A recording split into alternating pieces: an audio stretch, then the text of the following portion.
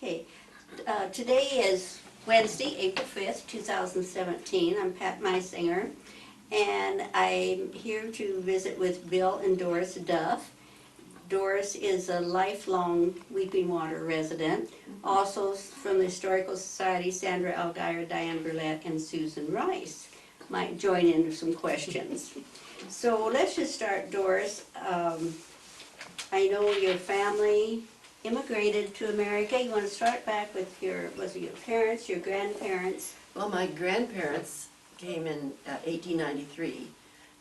My grandfather came directly to Weeping Water because his brother, Andrew Olson, had come before, and so he came here. And his 17-year-old brother, Ole, came with him. And my grandmother also immigrated the same year, but she came with her mother and a sister, and actually she was in Omaha when my grandpa met her. He went into Omaha for something, and she was working at a restaurant or something, and so anyway, they were married and moved to Weeping Water. But 1893 is the earliest. And what were their names? Lars Peter and Agnes Olson. And that was what side of your family? That's my mother's side. Okay. That's my mother's side. And his brother, Ole, was a quarry person here at Olson Quarries. And Andrew was a lot of a landowner, and I don't really know why or how he must have come here with money. The story is, if you've ever read the book Take All to Nebraska, Yes, I have that book. there's a real bad guy in there, and they have told me that that's supposed to be Uncle Andrew, and I don't think he was really that bad, but for some reason he had money that he loaned to people, and then when they couldn't pay it back, he took their land, and that's how he ended up with so much. But they were here, the first ones here, and then my dad immigrated also from Denmark in 1920, but his uncle Ras Lauritsen, had immigrated in 1903. And he came here because his uncle was here. And again, because of the quarries, or work, or not sure. I don't know. Well, he's the one, Uncle Ras came because he knew Jacob Domingo from Denmark, from the same part of Denmark that he was from. And he came and he worked for Jacob for a while. And then he had well, they called it a dray, and I think it was like a Model T truck. And my dad worked for him when he came, and they hauled things from Lincoln and Omaha, which you think about driving to Lincoln and Omaha with a Model T truck, but hauled things for the stores and everything. And that was kind of the start. That was probably the freight, where earlier wagons and horses, there were a lot of freighting companies. Or train. Yeah, the railroad came through Weeping Water in 1883. So that made a lot of difference on being able to get things too, I think. So your parents were married, and what are their names, and where did they live? My dad was Rasmus Lauritsen, and my mother was Dagmar Olson Lauritsen, and they lived a couple of places here in town for a short time, and moved out to a farm, a place that's totally wiped out and gone now, out west of town. And they were there, I think I lived there till I was about 5 or 6, and then they moved out to Grandpa's farm, which is still in the family. It's an over 100-year farm in the family, and my brother still lives on the farm. Is that on Highway 50? Yes, Oh, yes. okay. Yeah, my brother's Kenneth Lauritsen, and he still lives there, so. Didn't one of your family members have a bed and breakfast? They had a bed and breakfast. He and his wife Your had a brother? bed and breakfast there, the Blue Heron, but it just tied them down too much, and it's a lot of work. And I think they enjoyed it, but it didn't return enough funds to make it worth being so tied down. So your siblings, brothers or sisters? I had an older brother, Dick, Richard, and he was married to Virginia Gish, and he died quite a lot of years ago. They're both gone. And then a sister, Evelyn Richards, she lives in Lincoln, and Kenneth. And I have another younger sister, Alice, who was married to Lyle Sittler, who was a Nebraska football player who just died the first part of this year. So Yes. Yeah, we were a big happy family. Where did you go to school? Where did you In start Weeping school? Water, Weeping Water. So you never did attend any country schools? No, no. My dad took us in the Model a lot, and then got to the place where I rode my bike. I rode my bike with Edith Thomason. Do you know Edith? We rode the bike together because she lived on beyond there. And then when I was probably a senior in high school, I felt like that was kid stuff, riding the bike, so I walked. Oh, yeah. Is that Lyle Thomason's? Yes, The sister. same family, his Mhm. sister was his sister. Yeah. Yeah, that was cold a lot of times. I remember stopping in at Keckler's filling station there on the corner to get warm before I went across the railroad and up that long hill, you know. So was the school where it is now, or was there another school? Well, at one time? actually, there was, one I started in was east of that. It actually was on the lot where the new school is. And it was a building that they had added on to at one time. I think it started out 2 stories and they added 3, the third one. And then I think I went into the 4th grade into the other school that's been there for a long time. It's still there, but it's been added on to multiple times. So. And my mother graduated from there also, so. From Weeping Water. What do you remember about stores on Main Street growing up? You mentioned Keckler's, which is Yes, still there. Well, Or the name is still on yes, the yes. station. It's not the filling station anymore, but yeah, that corner where the filling station is now, but it's not Keckler's. We had more than one grocery store, and Miski's was there. It's been there a long, long time, and we always had a pharmacy, and most anything you wanted you could buy in Weeping Water.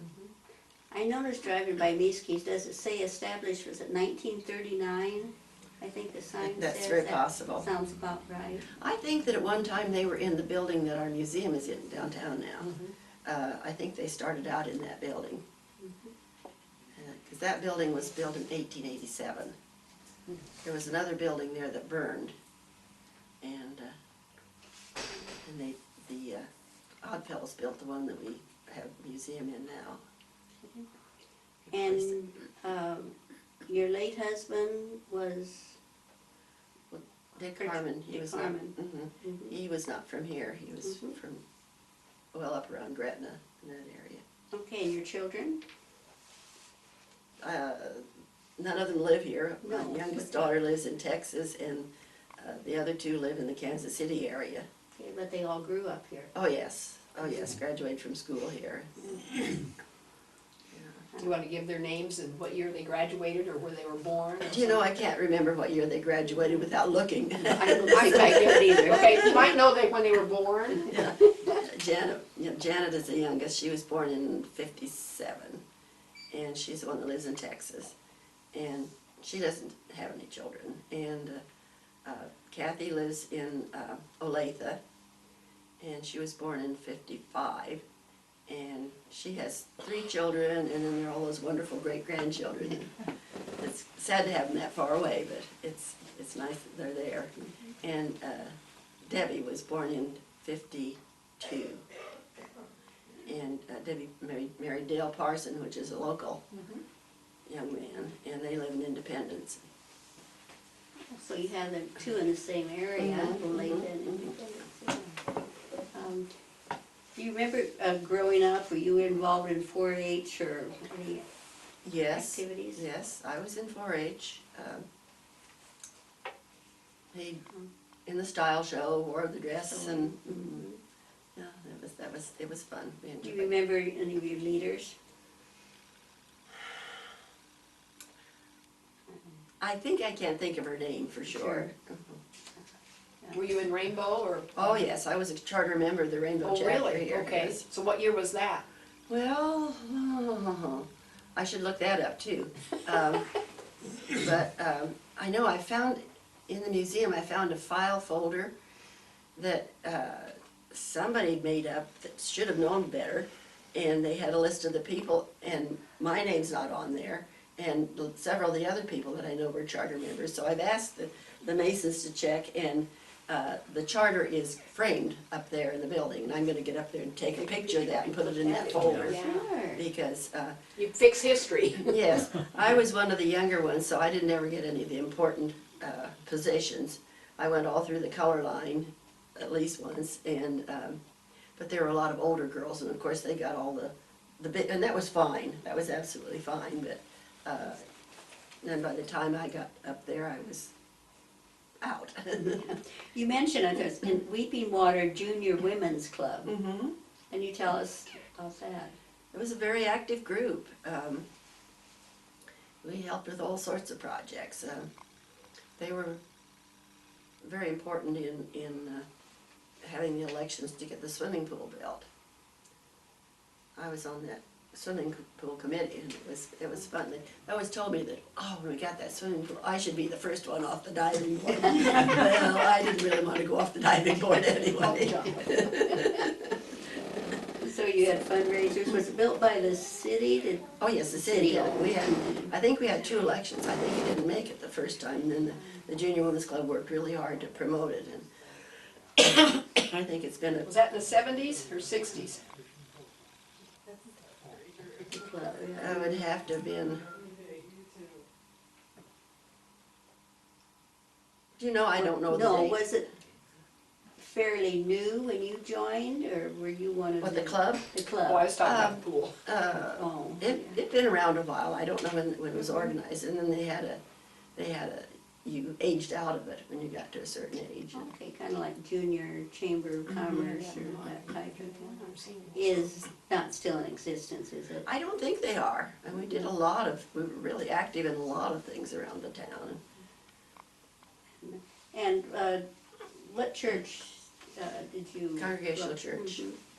The one that had the fire and was Mhm. rebuilt? Mhm.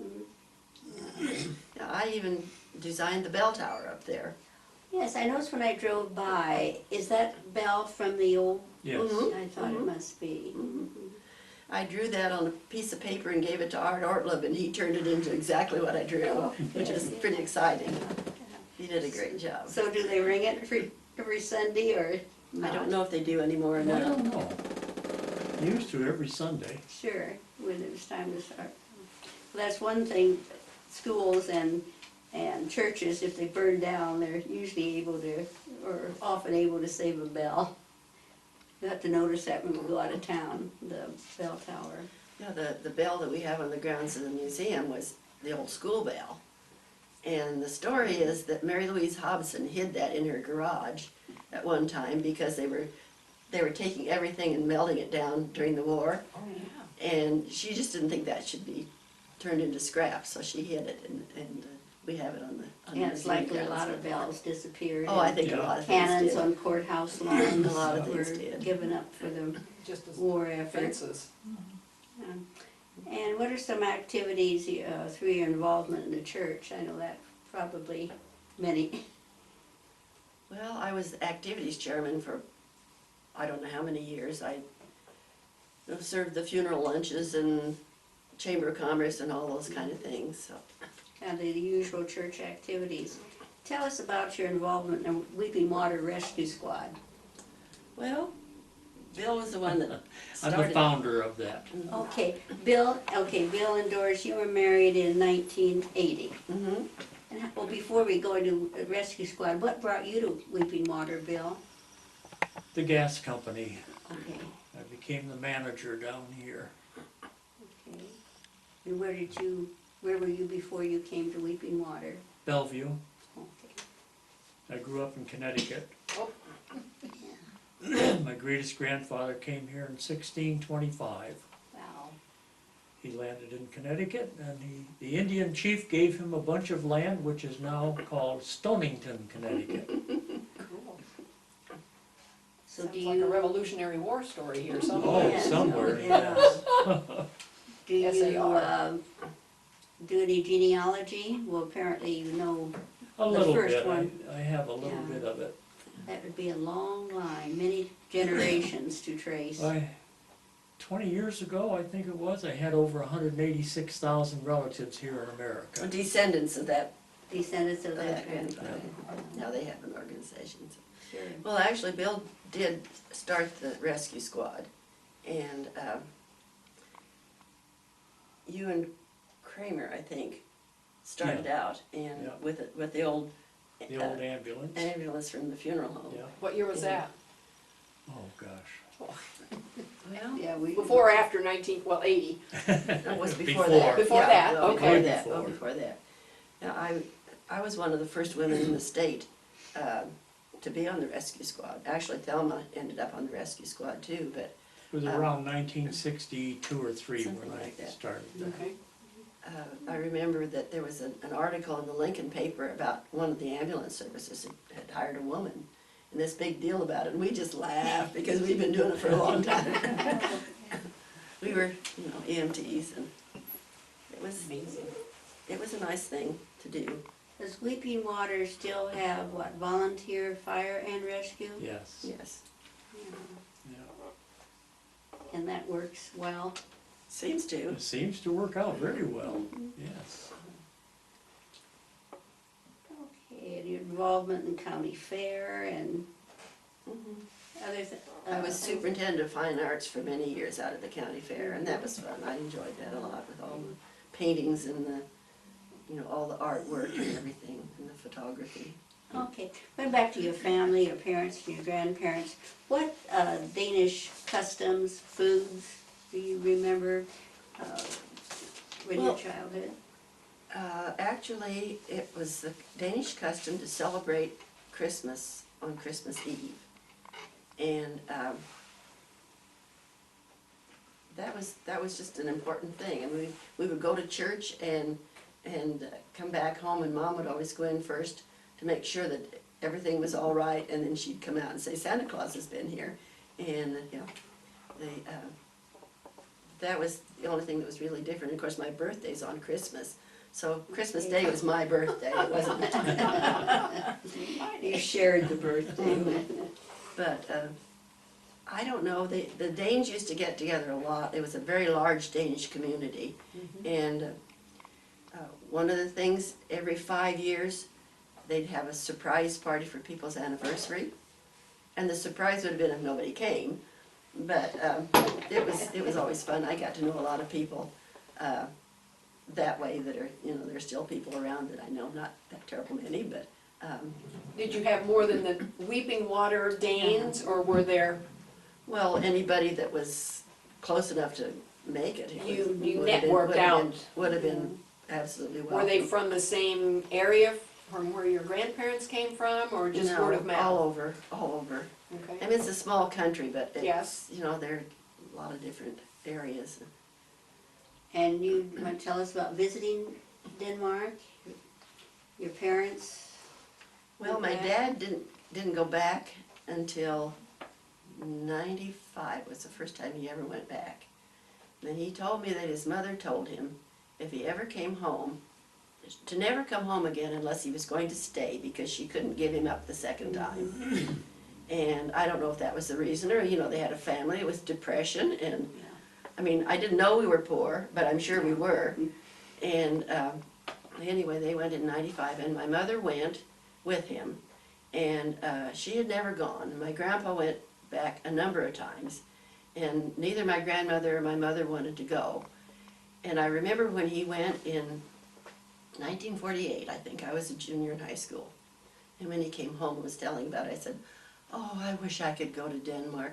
Well, honey girl, if I had known that, I would have taken you. I think he thought because my mother never wanted to go that I probably wouldn't either.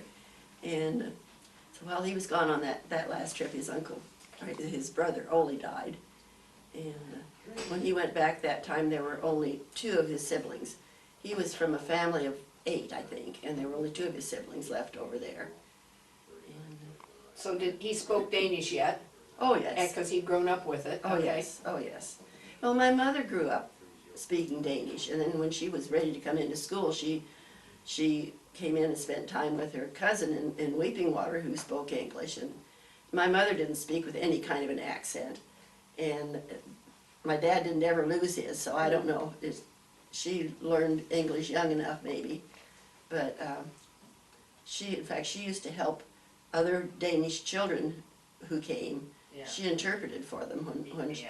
when she was in school, because there were a lot of Danish families. Did you speak it at home?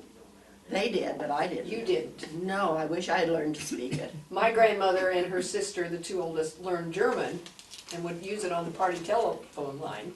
But the younger brother and sister did not, because she said by that time the grandmother was too old and wouldn't mess with those little kids. Oh, yeah. But they used it a lot. When we were talking to Selma Domingo, she mentioned an area and she called it Swede Town. So we would assume that there were a lot of Swedish. So were there, must have been a number of Scandinavians in this area then. You know, I don't know how many Swedes there were, but that's, I think, is the reason that it's a very small area. But, yeah, and the Danish families were all over, I mean, all over the county. And have you visited Denmark? Yes. Went the first time in 1970, and with my first husband and my kids, and my dad. And that was really fun, get to actually see it in person. And have him talking And to have you. it, yes. Yes, that would be priceless. Yeah, that was fun. And then we've gone, daughter Janet took Bill and I in '97, I think, and she worked for IBM, and she had all kinds of miles piled up from her traveling all over the world, and so she took us, and that was a fun experience, wasn't it? It was real Certainly fun. was. We visited a lot of family, and then we've been, I think, 6 times since then. I've done a lot of work with the family genealogy, and my idea was not to go back because somebody over there has done it. And so I went back as far as I could find a photograph, like great-grandparents, and came forward. And it's been just wonderful. I have met so many wonderful relatives. And of course my mother she was so good about writing to people as long as she lived until '97. She kept contact with a lot of people. And I wish I had started this genealogy before she was with us. She would have loved it. I did have the good sense to sit in her living room with her and look through all the Danish pictures and write the names on the back.